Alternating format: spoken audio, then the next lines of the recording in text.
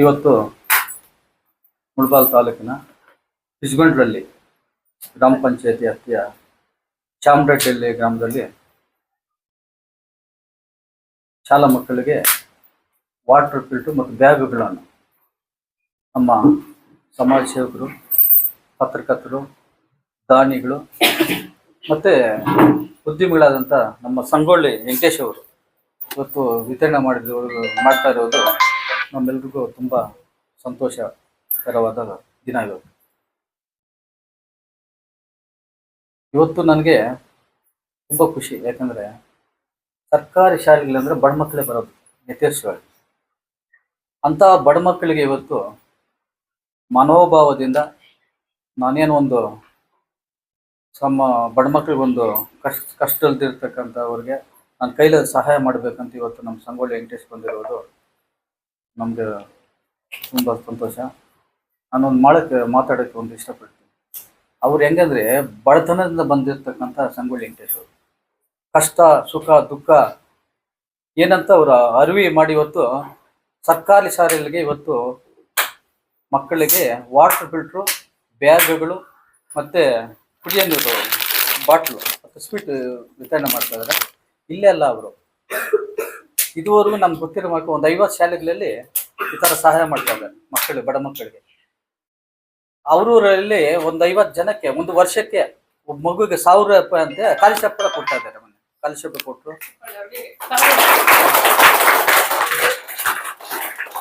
ಮತ್ತೆ ದೇವಸ್ಥಾನಗಳ ನಿರ್ಮಾಣಕ್ಕೆ ಆರ್ಥಿಕ ಸಹಾಯ ಮಾಡ್ತಾ ಇದ್ದಾರೆ. ಇವತ್ತು ನಮ್ಮ ದೇವಸ್ಥಾನಕ್ಕೆ ಕೂಡ 3 ಲಕ್ಷ ಕೊಟ್ಟರು. ಮೊನ್ನೆ ತಾಯಲೂರಿಗೂ 3 ಲಕ್ಷ ಕೊಟ್ಟರು. ಅವ್ರ ಕೈಲಾದಷ್ಟು ಸಹಾಯತ ದೇವಸ್ಥಾನ ನಿರ್ಮಾಣಕ್ಕೆ ಸಹಾಯ ಮಾಡ್ತಾ ಇದ್ದಾರೆ. ಮತ್ತೆ ಓಂ ಶಕ್ತಿ ಮಾಲ್ದಾರಿ ಕೂಡ ಅನುದಾನ ಮಾಡಿದ್ರು, ನಾನು ನೋಡಿದ್ದೀನಿ. ಮತ್ತೆ ಬಡವರು ಮದುವೆಗೆ ಕೂಡ ಅವ್ರ ಕೈಲಿ 10,000 20,000 ದಾನ ಧರ್ಮ ಮಾಡ್ತಾ ಇದ್ದಾರೆ. ಯಾರಿಗೂ ಗೊತ್ತಾಗ್ತಲ್ಲ ಪಾಪ. ಅವ್ರು ಕೊಡ್ತಾ ಇದ್ದಾರೆ ಅಂದರೆ ದೇವರು ಅವ್ರಿಗೆ ಎಷ್ಟು ಒಳ್ಳೆ ಮಾಡಿದ್ದಾರೆ ಅಂತ ನಾವು ತಿಳ್ಕೊಬೇಕು.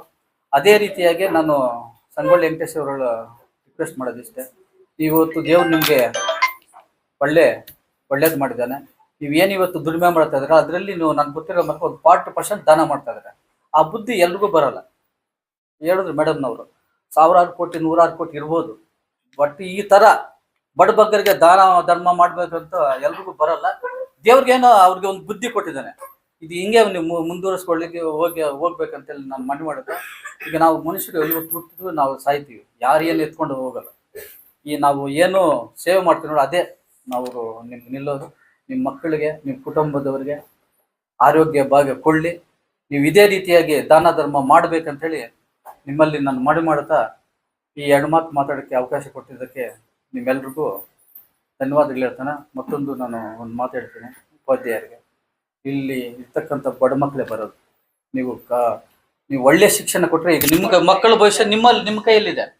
ಇವತ್ತು ಏನು ನೀವು ಬೆಳೆಸ್ತೀರ, ನಾಳೆ ಡಾಕ್ಟರ್ ಆಗ್ಬೋದು, ಒಬ್ಬ ತಹಸೀಲ್ದಾರ್ ಆಗ್ಬೋದು, ಇನ್ನ ಉನ್ನತ ಮಟ್ಟದಲ್ಲಿ ಏರ್ಬೇಕಾದ್ರೆ ಮುಖ್ಯ ಕಾರಕರ್ತರು ನೀವೇ.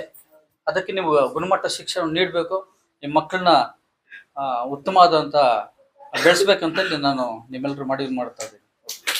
ಹೆಚ್ಚಿನ ಸುದ್ದಿಗಳಿಗಾಗಿ ಮುಳಬಾಗಿಲು ಟೈಮ್ಸ್ ಯೂಟ್ಯೂಬ್ ಚಾನೆಲ್ನನ್ನು ಸಬ್ಸ್ಕ್ರೈಬ್ ಮಾಡಿ, ಶೇರ್ ಮಾಡಿ, ಬೆಲ್ ಐಕಾನ್ ಒತ್ತಿ.